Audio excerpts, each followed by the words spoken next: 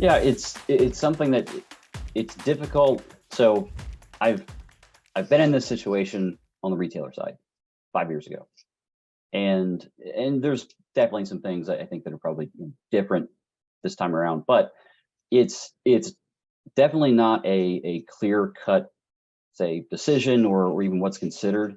It's highly situational. So just a couple of examples. If a retailer already has several carriers in place. Let's just say UPS is their primary majority of the volume, but also a lightweight package carrier and maybe one or two regionals.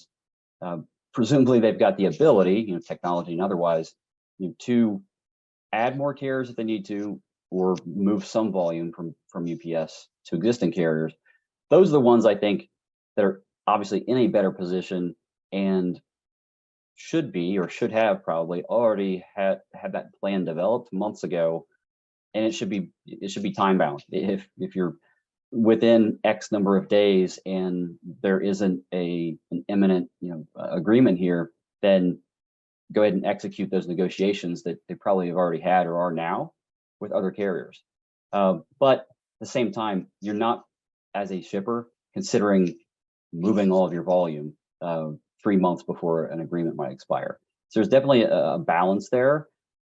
But if you're single source with UPS, it's really an entirely different discussion. You certainly, I mean, I can't think of a scenario necessarily where I would advise a company to move all the volume just because of the potential strike. But there's also a higher degree of risk for that company. And so that to me actually is the risk of this type of event in the market, which would have a huge impact, really should force those types of companies to rethink their overall approach to carrier sourcing, to the partners they have. And granted, they don't have a lot of time to make changes, but that needs to happen now to determine, what's our risk? Are we able to add carriers? Can we move volume? If so, then when are we going to, implement that solution? Last thing I would say is that existing customers of UPS, they should be already talking with UPS about this potential issue first. They're probably going to hear a lot of positive things directly from UPS, but there's a couple things that some customers might be able to do from an agreement standpoint. Won't get into a lot of detail, but there can be some concessions negotiated potentially. There are also agreement terms that some customers can get a waiver or something like that in place for a period of time on revenue commitments. That I wouldn't recommend as a first point to try to negotiate with UPS, but have to really cover all the bases, and that's one of them.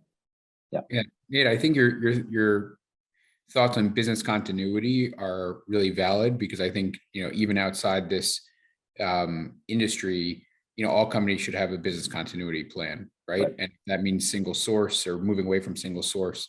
I mean, that's really important. I will tell you, from my vantage point, or from the Better Trucks vantage point, there already has been some damage done because some exclusive UPS shippers, or other shippers in general, have reached out that we had not talked with previously, and said, hey, we're looking at mitigation efforts. We're looking into using Better Trucks, because we don't know what's going to happen with UPS. And even if there is no strike, we want to start the exploratory conversation. And from our standpoint, that's great. That's a foot in the door, and we think that in some regard, that's because of the news of a potential strike.